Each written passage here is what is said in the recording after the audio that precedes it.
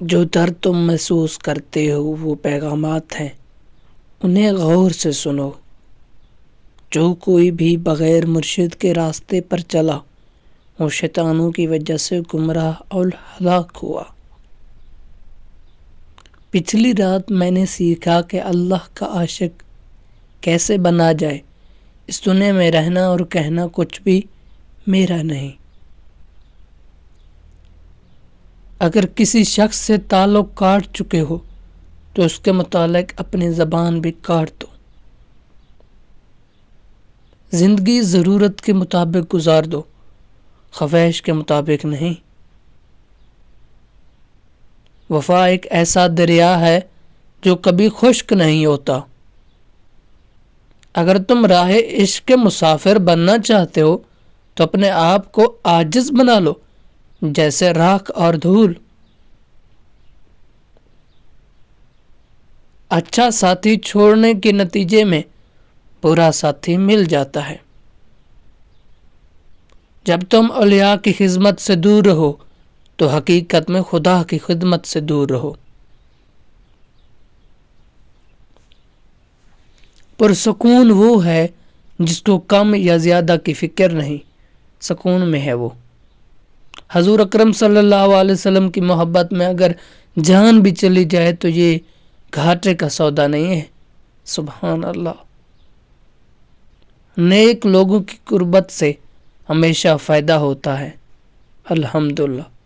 جس شخص نے اپنے راز کو اپنے تک محدود دکھا وہ جلد کامیاب کی منزل تک پہنچ جائے گا۔ تمہاری پریشانی تمہاری بے ادبی و ناشکری سے جڑی ہوئی ہے۔ تمہارا اصل ہستی تمہاری سوچ ہے، باقی صرف ہڈیاں اور گوشت ہے۔ لوگوں سے ان کے عقلوں کے مطابق گفتگو کیا کرو۔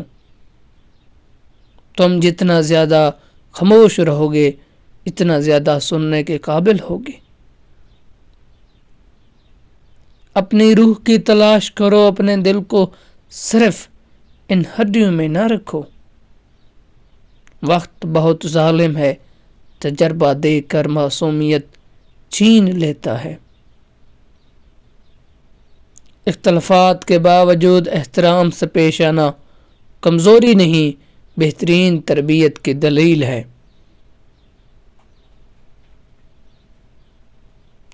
بس یقین رکھو اللہ پہ، وہ تمہیں ویران کنویں سے اٹھا کر سلطنت کا بادشاہ بنانے پر قادر ہے۔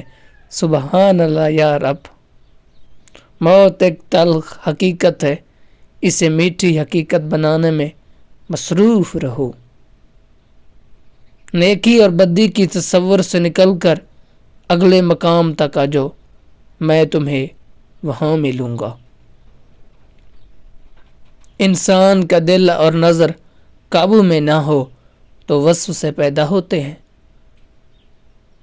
اپنے اندر تبدیلی کی کوشش کرنی چاہیے۔ اولیاء اللہ کی صحبت اختیار کر تیرے اندر تبدیلی پیدا ہو جائے گی انشاءاللہ۔ اللہ کے خزانوں میں سب سے قیمتی شے راہ ہدایت ہے۔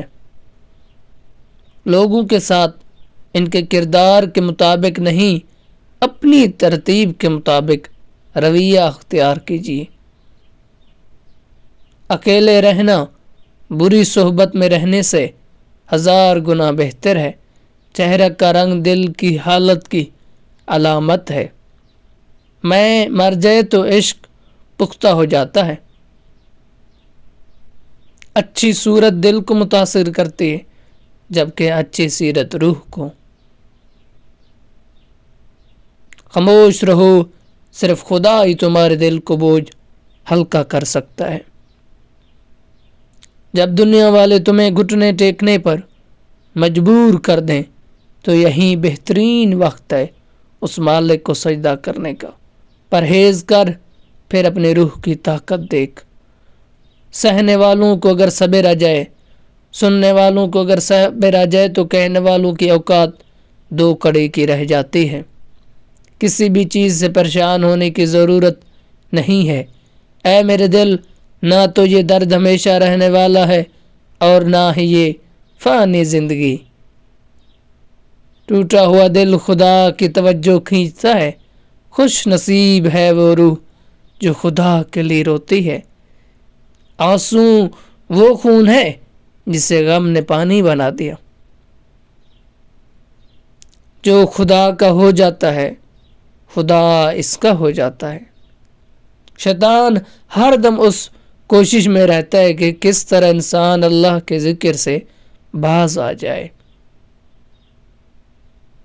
جاہل، احمق اور بد کردار سے اچھے مشورے کی توقع ہرگز نہ رکھو۔